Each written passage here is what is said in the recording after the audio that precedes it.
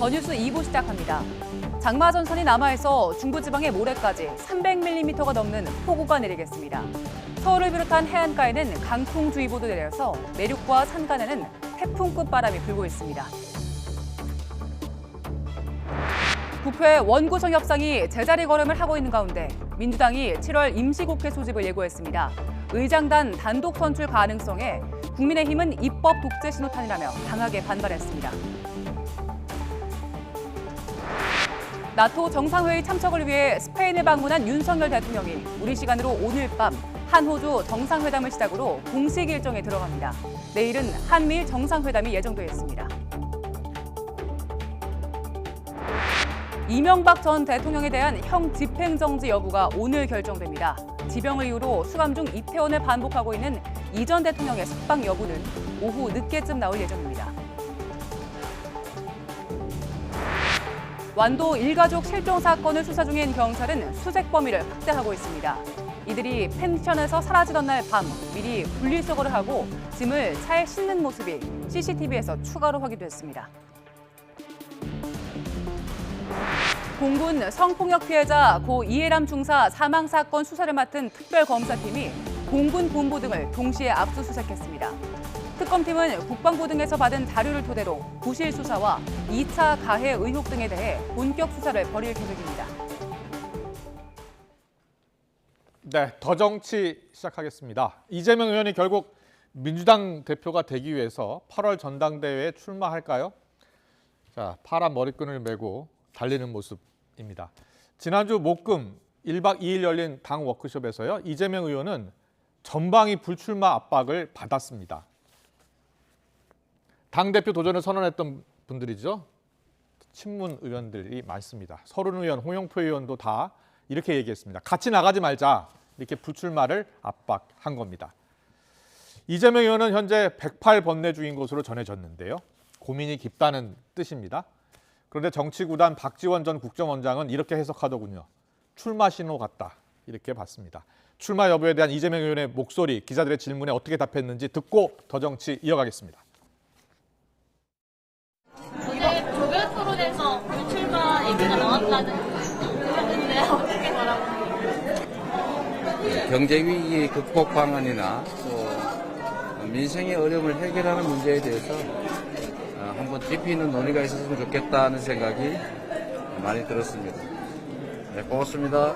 전당대회 관련된 입장은 언제쯤 밝히시겠어요? 네, 이재명 의원의 답변 내용을 우리 시청자 여러분들은 어떻게 들으셨습니까? 자, 이재명 의원이 이 말을 하기 전에 이런 말도 했다고 합니다. 당권을 쥐어도 그 2년 동안이 득이 될지 실이 될지 고심이다라는 말도 했다고 하는데요. 자, 정치권 이슈를 자세히 짚어보겠습니다. 민주당 신경민 전 의원님 그리고 국민의힘 박수혜 의원님 나와 계십니다. 어서 오십시오. 안녕하세요. 네, 안녕하세요. 안녕하십니까? 제가 이제 더 정치 시작하기 전에 잠깐 보여드렸는데요. 이재명 의원 얘기부터 좀 하겠습니다. 이재명 의원이요? 출마할 것이다. 그리고 마음을 굳혔다라고 보도가 계속 나오고 있습니다. 네. 그리고 108 번뇌 중이라는 뜻이 사실상 출마하겠다는 뜻이다. 이렇게 보는 분이 많더라고요. 신경민 의원께서는 어떻게 보세요? 안 할 것 같으면 벌써 안 나온다고 얘기했죠. 그렇게 얘기하시더라고요. 예. 그럼요. 이 시나리오는 사실 3월 말부터 있었던 시나리오고요. 이 시나리오는 대개 3막으로 구성이 돼 있는데 예. 1막이 개항을 출마했고요. 1막이고요. 개항을에 안 나왔다면은 뭐 이것도 이제 2막에서 대표 출마를 정말로 고민하고 있겠다라고 가능하죠, 추측이. 예. 근데 1막에서 개항을을 무리해서 나와서 사실 무리해서 된 거 아니겠어요? 그러니까 2막에서는 이제 대표가 되는 거고 2막 중에서 워크숍이나 오늘 고문단 어제 있었던 네. 오찬이랄지 이런 거 이제 조그마한 자잘한 에피소드입니다. 그렇군요. 네, 그래서 이게 다 통과 의뢰로 워크숍에서 이제 저렇게 얘기를 하고 네. 두 가지가 키워드잖아요. 손해다. 장기적으로는 대표가 예. 되는 게 손해다라는 거하고 108 번뇌인데 이 두 가지가 다 나오겠다는 얘기입니다. 그렇게 네. 보시는군요. 1막이 의원 되는 것, 2막이 당대표. 네, 그리고 이제 3막, 삼막은 뭡니까? 3막에서는 이제 대표가 돼가지고 네. 당권을 장악하고 결국 윤 대통령과 맞짱을 뜨는 거죠. 그렇군요. 네. 예, 알겠습니다. 이렇게 1막, 2막, 3막까지 미리 예고된 시나리오대로 가고 있는 것이다라고 이야기하셨는데 물론 남해당 이야기이긴 네. 합니다만 예. 박수영 의원도 국민의힘 의원들끼리 얘기할 거 아닙니까? 이재명 의원이 출마할 것 같다, 출마 안 할 것 같다. 대부분의 의원들은 어떻게 보세요? 그래서 뭐 야당 상황이라서 자기 언급하기가 좀 조심스럽습니다. 의원들끼리 어떤 이야기 나누는지만 예, 저희들 알려주세요. 의견은 예. 그렇습니다. 이게 방금 신경민 의원님 말씀하신 것처럼 개항을에 출마할 때부터 계획은 미리 서 있었다. 네. 그러니까 당 대표 출마가 지금 갑자기 나온 게 아니라 개항에 당선되고 당 대표까지 나가서 이제 이중 방탄복을 입어야 된다. 이런 시각에서 보는 것이죠. 그래서 저는 이게 우리 의원들 얘기는 민주당이나 이재명 의원이나 사실 벼랑 끝 전술 아니냐. 네. 대장동, 백현동, 뭐 소고기 법카, 성남 FC 등등 여러 가지 사건에 피의자 또는 의혹을 받고 있는 상황에서 네. 의원과 당 대표가 됐는데 수사가 진행돼서 만약에 구속되고 유죄가 나온다고 하면 만약에 당이나 이재명 의원 본인은 굉장히 큰 그 리스크를 안게 되는 거거든요. 예. 바로 그것 때문에 뭐 당의 원로들이 고문단들이 뭐 반대도 하고 그런 거 아닌가 이렇게 생각을 합니다. 그렇군요. 예. 근데 어제 고문단 만났는데 고문단의 의견도 엇갈렸나 보더라고요. 예, 아니, 문희상 당연히 의원은 뭐, 아니는 것 그렇죠. 같다, 출마 안 하는 게 네. 낫겠다고 했지만 이해찬 고문은 이재명밖에 없다 이런 얘기 했나 봐요. 당연하죠. 뭐 찬반이 엇갈리는 거고요. 아마 1,000원이 반대해도 나올 겁니다. 그렇게 보시는군요. 그리고 이제 예. 이게 이 1, 2, 3막이 가능한 것은 두 네. 가지 그 말하자면 기초 요소가 있는데 네. 첫 번째는 0.73% 차이로 대선에서 진 거. 아. 그리고 두 번째는 윤 대통령이 인기가 썩 좋지 않잖아요. 예, 예. 이 두 가지 요인이 만약에 없었더라면 아. 다른 결과를 가지고 지금 현재 과거와 현재가 굴러갔더라면 이 시나리오가 1, 2, 3막으로 흘러가기가 쉽지 않았겠죠. 아. 그런데 지금 현재 상황으로 보면 이 기초 요소는 뭐 첫 번째 0.73%는 이미 일어난 거고 윤 대통령의 인기가 좋아질 가능성이 별로 없어 보여요. 그러니까 계속해서 이 시나리오는 유효하게 흘러간다. 저는 그렇게 봅니다. 그렇군요. 그런데 이재명 의원이 출마를 한다면 분당이 될 수도 있다는 얘기가 계속 나오고 있습니다. 박영선 전 의원도 그런 말을 하더라고요. 예. 뭐 그렇게 얘기할 수 있죠. 예, 그런 가능성이 클까요? 왜냐하면 왜 당이 쪼개진다는 게 어려운 일이잖아요. 당을 만드는 것보다 당을 쪼개는 게 훨씬 어렵습니다. 그렇죠. 네, 예. 당을 쪼개는 것은 엄청난 리스크를 안고 있는 거고 우리나라 정치의 풍토로 봤을 때 어렵죠. 우리나라 정치는 정치인은 신상품을 좋아하지만요. 네. 정당은 신상품을 좋아하지 않는 경향성이 있어요. 그리고 그러니까 민주당 계열과 국힘당 계열로 딱 유권자들이 나눠져 있습니다. 네. 그러니까 양당 체제로 나눠져 있기 때문에 여기서 신당이 이렇게 비집고 들어가기에는 우리 정치 풍토가 매우 어렵습니다. 그러면 서로 나가라고 하겠네요. 만약에 나가라고 싸운다면. 나가라고 하는데 나가 하는 쪽이 지는 겁니다. 그렇군요. 그러니까 이건 예. 분당은 어렵고요. 분당을 얘기하는 분들이 일리는 있지만 분당이 현실화되는 건 대단히 어렵다라고 저는 봅니다. 네. 그러면요, 이재명 의원이 만약에 출마를 선언한다면 언제쯤이 될까요? 지금 이제 후보 등록이요. 네. 얼마 안 남았습니다. 아, 그렇군요. 후보 등록이 그리고 7월 말부터 해야 8월 28일까지 17개 시도에서 전당대회를 쭉 일정을 맞춰가거든요. 네. 주말마다 이제 열리게 돼서 예. 전국을 돌아다녀야 되기 때문에 7월 말에 시작이 돼서 간다 그러면은 7월 중순에는 후보 등록을 해야 되거든요. 그렇군요. 그러니까 예. 이제 그렇게 많은 시간이 남지 않았습니다. 네. 이르면은 다음 주라도 할 수 있고요. 조금 늦춰봐야 그 다음 주 아니겠습니까? 얼마 남지 않았네요. 네. 예. 그 룰은 어떻게 될 것 같습니까? 국민의힘 같은 경우에는 당대표 뽑을 때 당원 50%, 또 국민 여론조사 50%인데 민주당은 대의원 45, 권리당원 40, 국민 여론은 10%밖에 안 그렇죠. 되더라고요. 그때는 이게 말하자면 일리가 있었어요. 그런데 지금 하다가 보니까 이게 이제 많이 상황이 바뀌어서 손을 보긴 봐야 되는데 지금 현재 룰대로라면은 이재명 의원이 유력한 거잖아요. 룰을 바꿔도 유력합니다. 바꿔도 유력하군요. 네, 그래서 예. 그 룰을 바꾸는 이유는 사실은 최고위원을 겨냥한 거일 수 있습니다. 그렇군요. 최고위원의 어느 쪽에서 얼마나 많은 사람을 최고위원에 꼽아 넣느냐라는 게 또 굉장히 중요한 사안이기 때문에 네. 이 룰을 바꾸는 문제는 저는 대표하고는 많은 관련은 없다고 봅니다. 그러나 손을 많이 보기에는 지금 시간도 없고요. 네. 이 의견을 모아가기가 굉장히 어려워서 소폭 손질은 가능하지만 대폭 손질은 불가능하다고 봅니다. 알겠습니다. 박수 의원님 모시고 남의 당 이야기 자꾸 드리는 게 여쭤보는 게 죄송해서 국민의힘 이야기 바로 해보겠습니다. 네, 그러시죠. 이준석 대표 이야기 좀 하고 싶은데 지난 주말을 기점으로 보니까요. 저희가 보니까 이준석 대표하고 이제 뭐 윤핵관의 핵심으로 불리는 장제원 의원 신경전이 아주 고조되고 있는 것 같아요. 사실 예. 왜냐하면 어제 그 포럼도 열렸는데 사실 어제 혁신이 출범하는 날이잖아요. 네. 거기다 뭐 김종인 전 비대위원장도 초청 연사로 부르고 이런 것들이 다 고립시키려는 거 아니냐, 이준석 대표를 고립시키려는 것 아니냐라는 해석이 나오잖아요. 예. 그 거의 포럼에 가셨습니까? 저 당연히 참석을 했습니다. 예. 저는 이제 그 포럼 회원은 아닙니다만은 우리 당의 그 지방선거, 그러니까 보궐선거를 승리로 이끌었던 김종인 전 비대위원장께서 오시지 않습니까? 네. 그러니까 김종인 비대위원장님 무슨 말씀하시는지 한번 듣고 싶기도 하고 아, 당 지금 원이 구성이 안 돼서 국회 일정이 없지 않습니까? 네네. 그래서 뭐 모여서 공부하고 말씀 듣겠다고 하는 건 좋은 일이고 그래서 갔는데다가 이 모임이 오해를 하시는데 장제원 의원께서 세력화를 위해서 만드는 모임이다 이렇게 보시면 안 되고 네. 이게 20대부터 있던 모임입니다. 아. 공부 모임 이름 그대로. 예, 예. 그게 이제 이번에 그 코로나 때문에 못 하다가 그렇군요. 처음 열은 거에 불과하고 날짜도 진즉이 정해져 있었기 때문에 혁신이 한 날에 딱 맞춰서 일부러 했다? 아. 이것도 사실이 아닌 것입니다. 그렇군요. 예. 관련해서 당내 여러 목소리 나옵니다, 사실. 최재형 국민의힘 의원, 또 이용호 국민의힘 의원, 어제 포럼에 대해서 이렇게 이야기하더군요. 듣고 오겠습니다. 어제 모인 사람들이 전부 다 김종인 소위 말하는 어떤 정치적인 어떤 그룹 그러니까 어제 모인 분들을 전 정치적인 어떤 그룹핑을 하는 것은 저는 뭐 좀 너무 나간다라고 저는 생각을 하고 있고요. 예. 김종인 대표의 어떤 그 우리나라의 정치에 대한 어떤 희안이나 탁견 이런 것들을 좀 들으려는 그러한 의원들도 많이 왔었다고 저는 혹시 봅니다.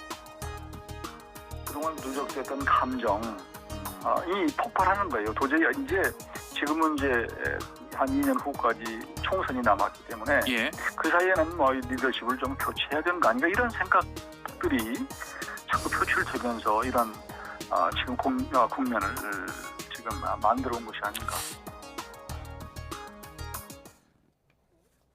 네, 잠시 뉴스 속보 전해드리고 계속 이어가겠습니다. 전국 최대 규모 검찰청 서울중앙지검 반부패 수사부에 과거 조국 전 법무부 장관 수사 등을 담당했었던 이른바 윤석열 사단 검사들이 전면 배치됐다는 뉴스 속보가 들어와 있습니다. 법무부가 오늘 고검 검사급 검사 683명과 일반 검사 29명 등 12명에 대한 신규 보임 전보 인사를 발표했는데요. 다음 달 4일자 시행이고요. 구체적으로 인사 내용을 보니까 서울중앙지검 특별수사 담당 반부패 1부장의 엄희준 서울남부지검 부장검사, 2부장의 김영철 서울중앙지검 공판 5부장이 이름을 올렸습니다. 또 경제범죄형사부의 이름을 바꾼 반부패 수사 3부장 강백신 서울동부지검 공판부장이 전보됐습니다. 네, 또 삼성 웰스토리 수사를 담당하는 공정거래조사부장, 범죄수익환수부장엔 김학의 출국 금지 사건을 맡아왔던 이정섭 대구지검 형사 2부장, 임세진 부산지검 공판 1부장이 각각 발령됐습니다. 공석인 서울중앙지검 1차장엔 성상원 서울동부지검 차장검사, 성남지청장엔 이창수 대구지검 차장검사가 자리를 옮겼습니다. 네, 다시 한번 전해드리면 이 서울중앙지검을 비롯해서 검찰 중화간부 인사를 단행했는데요. 이 전문가들은 이번 중화간부 인사가 단행되고 나면 본격적인 과거 문정부 수사가 이루어질 것이다라는 전망이 많았는데요. 우리 두 분께 간단하게 여쭤보겠습니다. 신 의원님, 예상대로 윤석열 차단이 전면에 또 배치가 됐습니다. 중앙간부들도요. 그래서 지금 검찰총장이 비어있는 상황이고 검찰총장을 두고 여러 가지 말들은 있지만 금명간에 될 것 같지 않은 상황에서 한동훈 법무장관과 윤석열 대통령이 직거래를 한 인사로 보입니다. 예상을 한치도 벗어나지 않는 것이고요.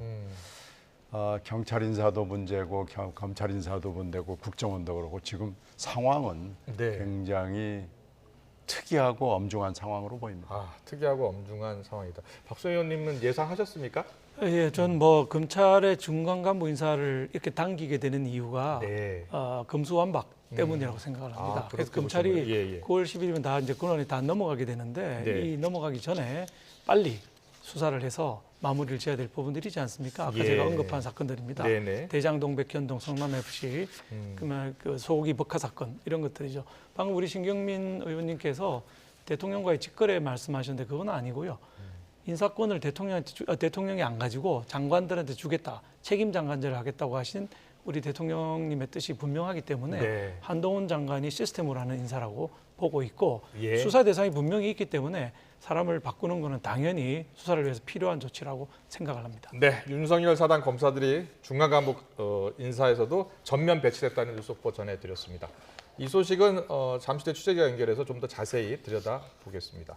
계속해서 국민의힘 내용 갈등 소식을 좀 더 자세히 전해드리겠습니다. 신경민 의원님, 김종인 전 비대위원장하고 원래 장제원 의원하고는 사이가 좋지 않았잖아요. 그 당시를 우리가 조금만 리와인드를 해서 보면 작년이요? 예. 네, 그때 보면은 윤핵관하고 김종인 위원장 그 당시 위원장하고는 별로 사이가 안 좋았고 오히려 이준석 대표가 그때 삼위일체라는 표현을 썼어요. 아, 자기하고 김종인 위원장하고 예. 이 대표하고 이렇게 해서 삼위일체로 해서 스파르타식으로 가면 선거에 이긴다라고 그랬죠, 얘기를 그랬죠. 했거든요. 예. 근데 지금 이제 상황이 바뀐 거예요. 그러니까 오히려 그 당시에 각을 세웠던 장제원 의원의 포럼에 딱 김종인 위원장이 등장을 하면서 예. 결국 김종인 위원장은 현재 대통령과 각을 세워야 될 이유가 없다는 얘기를 분명히 한 거고요. 물론 네. 그 자리에 가서 대통령한테만 줄을 서서는 안 된다라는 쓴소리도 물론 했지만요. 그렇게 얘기했죠. 결국 예. 장 의원과 김종인 위원장은 일단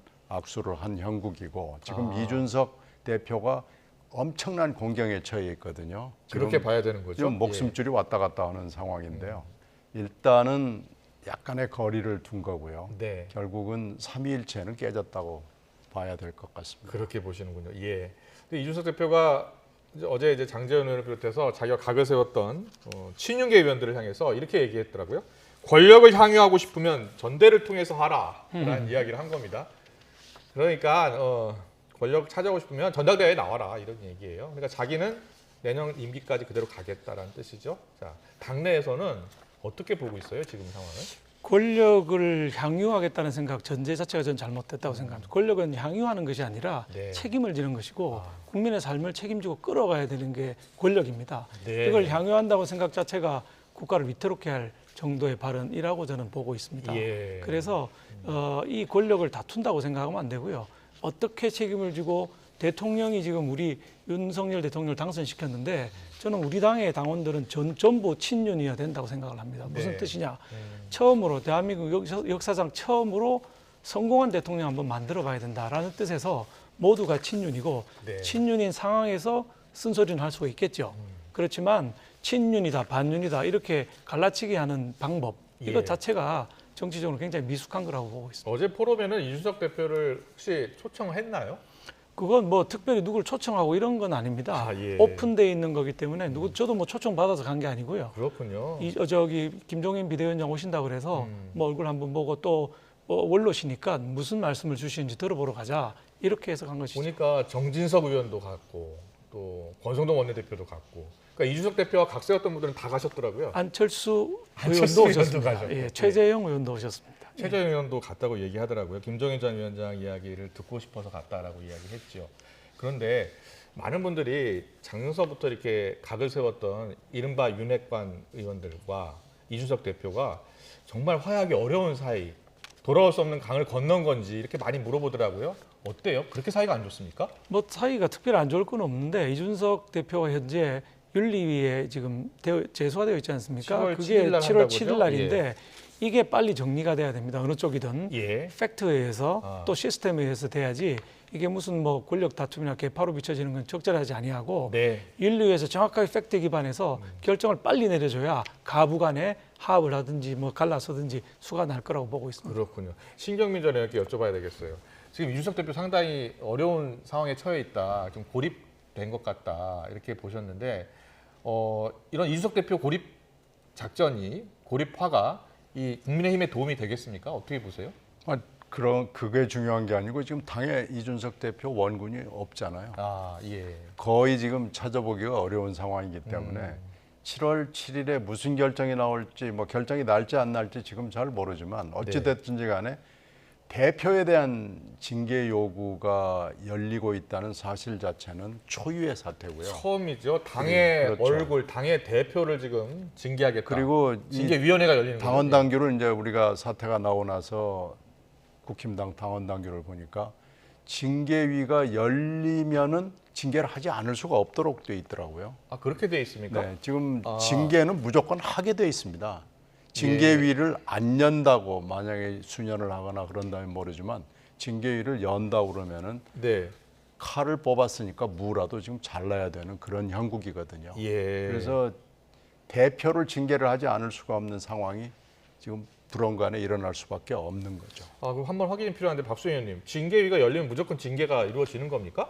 연기는 할 수가 있습니다. 그러나 결론을 내리게 되면 뭐 4가지 정도의 징계 중에서 선택을 하도록 돼 있기 때문에 네. 뭐 해야 되는 상황이 되는 것이죠. 예. 그렇군요. 알겠습니다. 7월 7일 일단은 열리는 것으로 돼 있긴 한데요. 어떻게 될지 좀 더 지켜보겠습니다. 알겠습니다.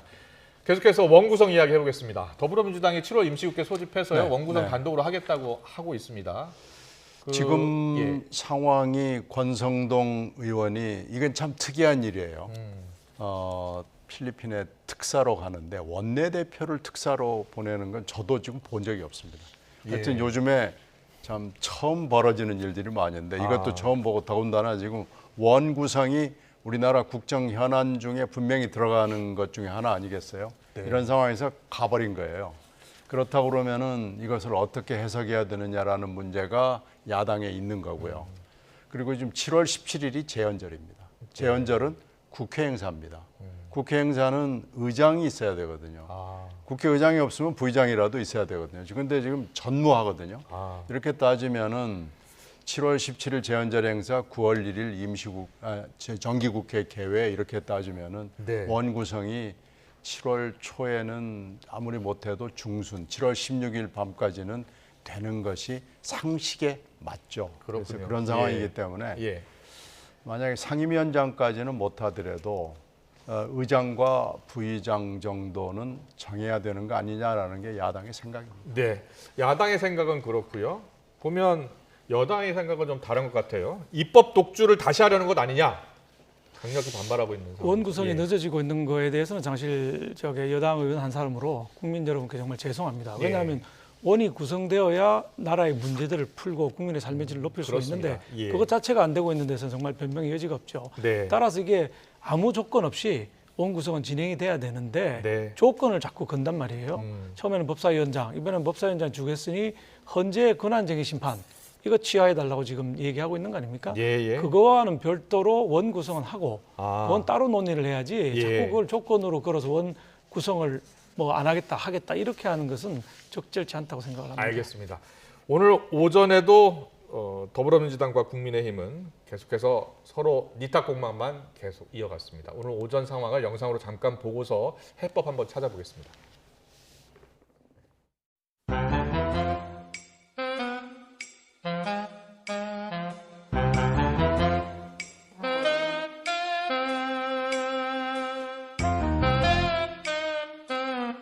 이 비상한 시국에 대통령은 나토행, 여당 원내대표는 필리핀행 비행기에 몸을 싣습니다.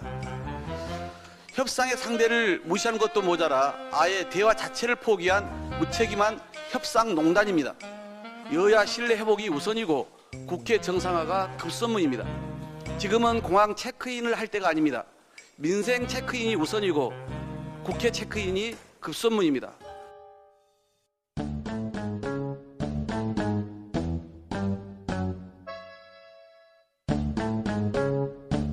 민주당이 일방적으로 본회의를 소집한다면 이는 입법 독재 재시작의 신호탄이 될 것입니다. 또다시 우리 국회가 지켜온 협치 정신을 짓밟는 것입니다. 대선 지선에서 연이어 국민 심판을 받고도 아직 민심이 무서운 줄 모르는 듯합니다. 쇄신하겠다고 했지만 눈속임이었습니다. 민주당이 또다시 입법 폭주로 사사건건 정부 발목 잡기에 나선다면 정부는 제대로 일할 수 없거니와 민생은 더 큰 위기를 맞을 것입니다.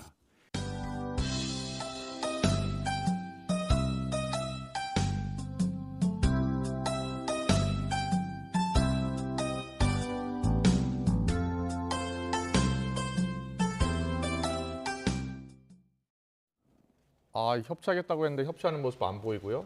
참 어려운 상황인데 여야가 원구성도 못하고 있는 그런 상황인데 국민의힘 권성동 원내대표가 지금 특사로 필리핀 가는 거죠? 네. 이렇게 어려운 상황인데 특사로 가는 특별한 이유가 있습니까? 뭐 이제 대통령 특사는 대통령께서 정해서 가시는데요. 오래 가는 건 아니기 때문에 네. 이틀 정도 가는 걸로 알고 있습니다. 예.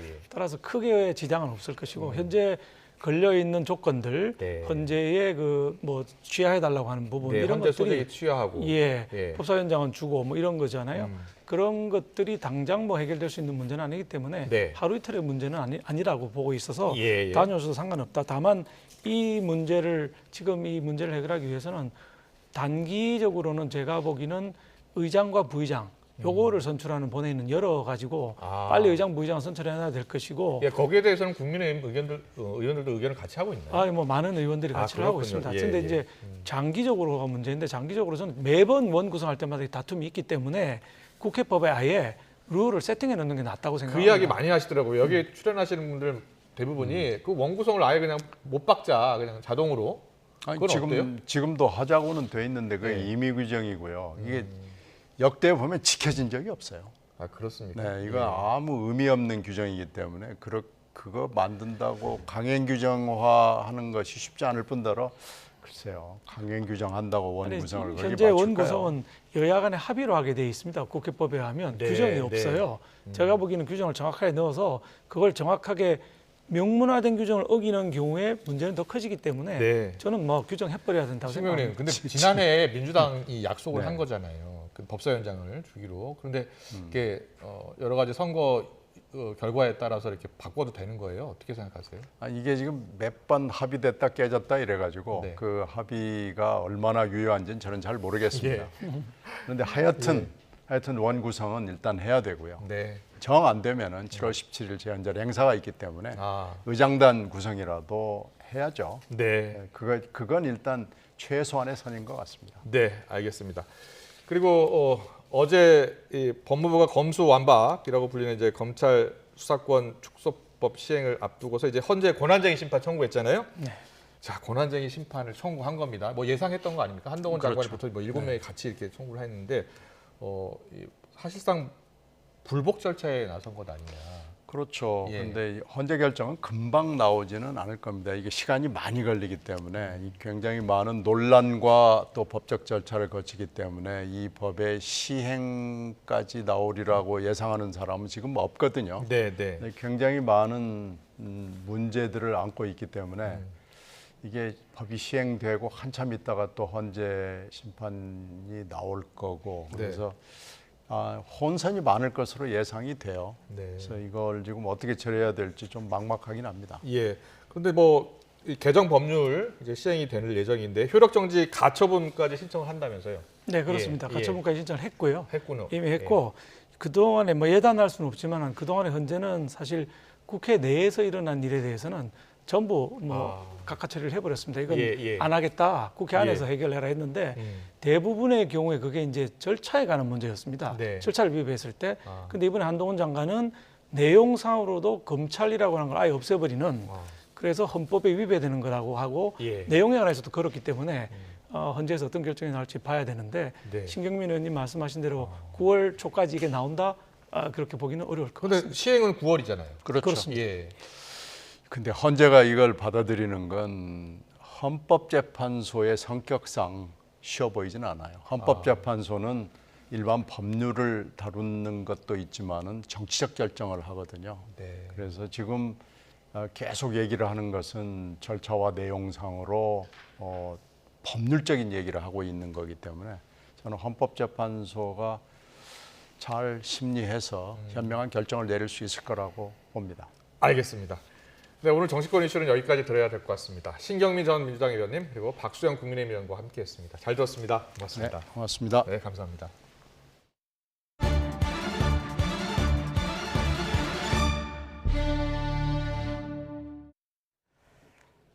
코로나19 신규 확진자가 지난주보다 늘면서 10,000명 가까이 발생했습니다. 방역 당국은 유행 감소세가 한계에 도달한 걸로 보인다면서도 재유행의 시작점으로 판단하기엔 아직 이르다고 선을 그었습니다. 취재 기자 연결합니다. 신현중 기자. 네, 신현주입니다. 네, 코로나19 신규 확진자가 9,000명대 후반 나왔습니다. 많이 늘었네요. 네, 오늘 0시 기준 신규 환자는 9,896명입니다. 하루 전보다 6,000명 넘게 늘면서 지난 9일 이후 19일 만에 가장 많은 확진자를 기록했습니다. 10,000명 아래 4자릿수 확진자도 19일째 이어지고 있지만 유행 감소세는 주춤한 상황입니다. 일주일 전과 비교하면 600명 가까이 많고 2주 전보다도 100명 넘게 늘었습니다. 화요일 발표 기준으론 신규 확진자가 전주보다 늘어난 것은 현충인 연휴가 포함된 주를 빼면 3월 15일 이후 15주 만입니다. 특히 해외 유입은 119명으로 사흘 연속 100명을 넘겨 증가세입니다. 세계적으로 확진자가 다시 늘고 있는 데다 입국자 격리 면제 등으로 왕래가 활발해졌기 때문으로 분석됩니다. 방역당국은 그러나 코로나19 확진자가 지난주 대비 소폭 늘고 있는 것과 관련해 재유행의 시작으로 보긴 이르다고 평가했습니다. 중앙방역대책본부는 지난 3월 유행 정점 이후 감소세가 유지되어 왔지만 최근 둔화하고 있다며 감소 추이가 어느 정도 한계에 도달한 것으로 판단했습니다. 따라서 당분간 현재 수준에서 유행이 증감을 반복하는 등락이 이어질 것으로 내다봤습니다. 백신 접종이나 자연 감염으로 획득한 면역력이 감소하면서 확진자가 증가할 수 있다고 분석한 건데요. 다만 재유행이 시작됐다고 평가하기엔 이르다고 선을 그으면서 증가세 전환은 확진자 추이와 위중증, 사망 지표 등을 종합적으로 고려해 관찰할 필요가 있다고 설명했습니다. 방역당국이 지난주 주간 위험도도 발표했는데 6주 연속 낮은 단계를 유지했습니다. 주간 신규 확진자도 하루 평균 7,057명으로 5.7% 줄며 3월 셋째 주 이후 14주 연속 감소세입니다. 감염 재생산 지수는 0.91로 13주 연속 1 미만을 유지하고 있지만 6월 첫째 주 이후부터는 4주째 커지는 양상입니다. 위중증 환자는 6명 중 62명으로 17일째 두 자릿수를 유지하고 있습니다. 하루 새 숨진 환자는 5명, 누적 사망자는 24,530명으로 치명률은 0.13%입니다. 지금까지 사회 2부에서 YTN 신현주입니다. 이른바 캠핑의 성지로 불리는 인천시 옹진군의 섬 갯벌에 승용차가 빠지는 사고가 또 났습니다. 이번 달에만 벌써 3번째인데요. 매일 밀물과 썰물에 따라서 도로가 물에 잠겼다 드러나는 걸 반복하다 보니 비슷한 사고가 잇따르고 있습니다. 그런데 지자체는 예산 문제로 별다른 대책을 세우지 못하고 있습니다. 취재 기자 연결합니다. 우철희 기자. 네, 사회일부입니다. 네, 인천 섬 갯벌에 차량이 또 빠졌다고요? 네, 그렇습니다. 신고가 접수된 건 오늘 새벽 6시 20분쯤입니다. 지금 보고 계신 화면 현장에서 촬영된 영상입니다. 은색 승용차 한 대 갯벌에 깊숙하게 빠져 있는 모습이죠. 사고 당시 차량 안에는 사람이 없었던 것으로 파악됐습니다. 소방과 해양경찰이 현장에 출동해서 차량 주인에게 연락을 했는데 실제 운전자는 차량 주인의 30대 아들로 알려졌습니다.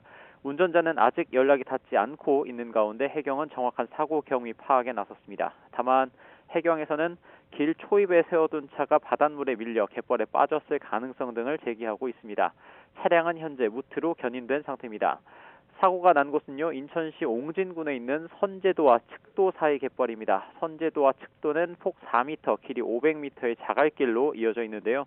갯벌과 바로 접해 있는 이 도로는 밀물 때는 물에 잠겨서 하루 2번만 모습을 드러냅니다. 그런데 최근 이곳 일대가 이른바 캠핑의 성지로 유명해져서 오가는 차량들이 많아졌습니다. 확인된 유사 사고만 이번 달 들어 벌써 3번째입니다. 앞서 인터넷 커뮤니티에서도 SUV 차량과 전기차가 비슷한 곳에 빠진 사진이 게시가 돼서 화제가 되기도 했습니다. 옹진군은 예산 등의 문제로 주민들이 요구하는 다리 건설에 난색을 보이고 있는 가운데 주의 표지판을 설치하겠다고만 밝힌 상태입니다. 뚜렷한 대책이 나오기 전까진 이곳을 지나거나 차를 세우는 경우 각별한 주의가 필요해 보입니다. 지금까지 사회일부에서 YTN 우철입니다. 북한 관영 매체에서 남측을 헐뜯는 표현인 괴뢰 도당 용어가 4년 만에 다시 등장했습니다. 노동신문은 지난 25일 6.25 전쟁 발발 과정을 설명하면서 미제는 괴뢰 도당을 사촉해 우리에 대한 군사적 도발을 계단식으로 끊임없이 확대하면서 정세를 전면 전쟁으로 몰아갔다며 이 표현을 사용했고 조선중앙통신도 같은 날 동일한 내용을 보도했습니다. 법원이 일각에서 제기하는 사전투표 조작설은 허위라고 판단했지만 이를 유포한 사람에게는 무죄를 선고했습니다. 서울고등법원은 공직선거법 위반 혐의로 기소된 박모 씨에게 1심과 같은 무죄를 선고했습니다. 재판부는 투표용지 식별번호를 무작위로 부여해서 가짜 투표용기를 끼워 넣기 쉽고 행랑식 투표함도 바꿔치기가 쉽다는 박모 씨의 주장이 허위라고 판단했습니다. 국제 해커단체 어나니머스가 한국산 코인 테라와 루나를 만든 권도형 테라폼레스 대표를 법의 심판대에 세우겠다고 경고했습니다. 가상화폐 전문 매체 코인텔레그래프는 현지 시각 27일 어나니머스가 유튜브에 올린 동영상을 통해 테라 루나 폭락 사태와 관련한 권 대표의 범죄 행위를 밝혀내겠다면서 이같이 밝혔다고 전했습니다. 미국의 연방대법원의 낙태권 폐지 결정에 대한 반발이 확산하면서 미국의 스타 가운데 시민권을 포기하겠다는 선언까지 나왔습니다. 이런 가운데 미 대법원은 종교 자유와 관련해서 이전 결정을 뒤집는 보수적인 판결을 또 내놨습니다. 워싱턴 강태욱 특파원의 보도입니다. 낙태권 폐지 결정에 대해 미국의 스타들도 반발의 목소리를 키우고 있습니다. 특히 여성 스타들은 분노를 쏟아내는데 주저하지 않고 있습니다. So many women and so many girls are going to die because of this. 그러면서 여성의 권리를 되찾기 위해 싸울 것이라고 강조했습니다. I think there's, been a war declared on women. I think that the only bright thing that we can do to make this into a positive thing is for it to be a completely new step in the movement. 미국의 유명 펑크록 밴드 그린데이 리더 빌리 조 암스트롱은 시민권 포기까지 선언했습니다. 연방 대법관을 향해 욕설도 서슴지 않았습니다. 하지만 연방 대법원은 보수 우위의 지형을 이용한 보수적 내용의 판결을 또 내놨습니다. 고등학교 스포츠 경기 뒤에 공개적으로 기도하는 것은 종교의 자유에 속한다며 기도를 강행한 코치의 손을 들어줬습니다. 국가와 교회를 분리해 공립학교에서 기도하거나 성경을 가르치는 것을 금지한 1963년 대법원의 판결을 뒤집은 겁니다. 이에 따라 공립학교에서 종교적 활동이 강화될 가능성이 커졌다는 분석이 나오고 있습니다. 미국 언론은 보수화된 대법원의 다음 판결로 투표권 축소를 전망하고 있습니다. 인종 등 소수자 차별에 근거한 투표 관행과 절차를 금지한 투표권의 핵심 조항을 후퇴시킬 수 있다고 보고 있습니다. 워싱턴에서 YTN 강태욱입니다. 올 시즌 KBO 리그 개인 타이틀 가운데 가장 흥미로운 경쟁 중 하나가 바로 타격왕 부문인데요. 외국인 선수들의 추격도 만만치 않지만 현재로는 키움의 이정후와 롯데 이대호의 대결로 압축되는 분위기입니다. 김상희 기자의 보도입니다.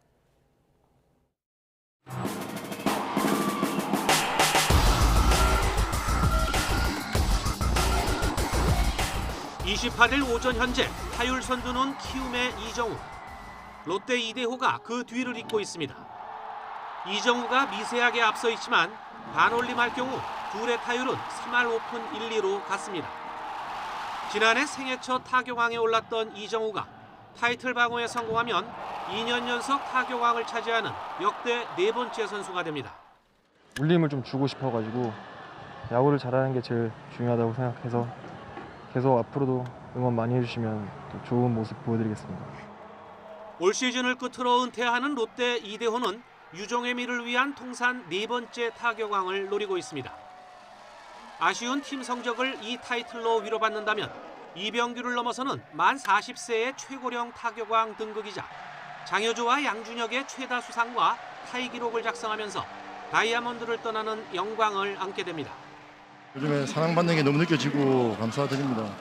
마지막까지 최선을 다해서 좋은 경기로 보답하겠습니다. 절정의 기량을 뽐내는 야구 천재 이정후와 마지막 불꽃을 태우는 조선의 4번 타자 이대호. 16살 차이 선후배가 벌이는 불꽃 경쟁이 반환점을 돌고 있는 KBO 리그에 흥미로운 관전 포인트가 되고 있습니다. YTN 김사익입니다.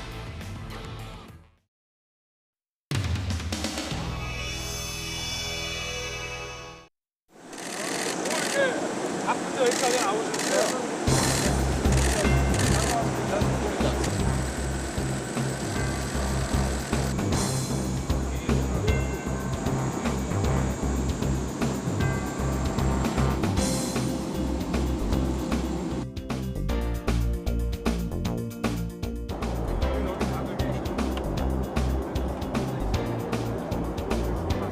저희 혹시 10시간 넘게 비행하시는 건 어떻게 좀 시간을 보내셨나요? 프리미어 축구하고 저 유럽컵 있잖아요.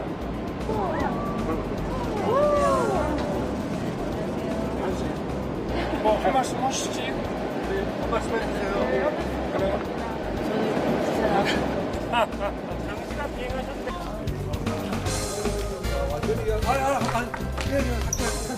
당 대표께서는 별도의 또 일정이 다 있어서 별도로 같이 가자라는 말씀은 드리진 않았습니다. 당 대표와 뭐 일부 의원 간에 뭐 어떤 말씀들이 오고 갔는지 모르지만은 우리 기자분 여러분들께서도 그렇게 남 싸움 붙이는 식의 그런 질문을 좀 상가해 주셨으면 좋겠습니다.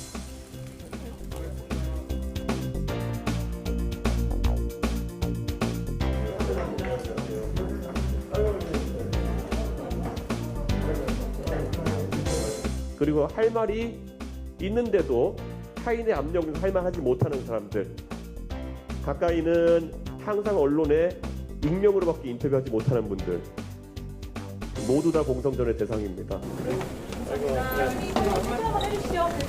익명으로 인터뷰하는 사람들 뽑으셨는데 어떤 의미인지 말씀해 주세요. 너무 밀지 마세요. 오늘 장자래와 포럼 하셨는데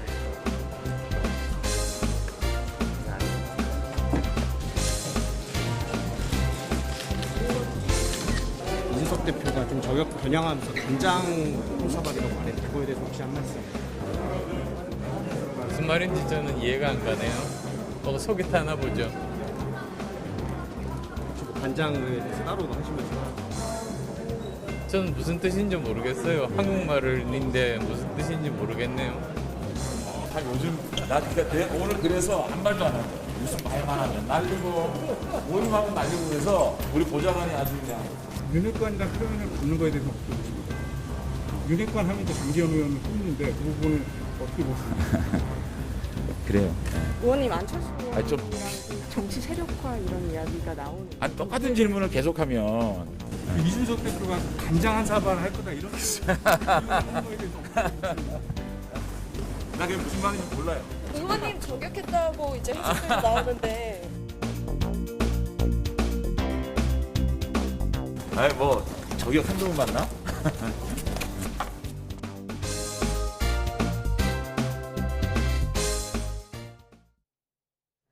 현재 레이더 화면을 보면 북한에 위치한 강한 비구름이 점차 남하하고 있습니다. 따라서 서울에도 비가 시작됐고요. 특히 경기도 연천과 파주, 강원도 철원과 화천에는 호우주의보가 내려진 가운데 세찬 비가 내리고 있습니다. 이 비구름은 점차 확대하면서 취약 시간대인 밤부터 중부지방을 중심으로 강하고 많은 비를 뿌릴 것으로 보입니다. 모레까지 수도권과 강원도에 최고 300mm 이상, 충청도에도 최고 200mm의 폭우가 쏟아지겠고요. 그 밖에 남부지방에도 최고 150mm 이상의 많은 비가 내리겠습니다. 비와 함께 바람도 비상입니다. 현재 서울 등 수도권과 강원 영동 해안을 중심으로 강풍주의보가 내려져 있습니다. 비바람으로 인한 피해 발생하지 않도록 각별히 유의하시기 바랍니다. 오늘 밤 사이에도 열대야가 나타나는 곳이 많겠습니다. 서울 23도, 강릉 27도, 대전 25도가 예상됩니다.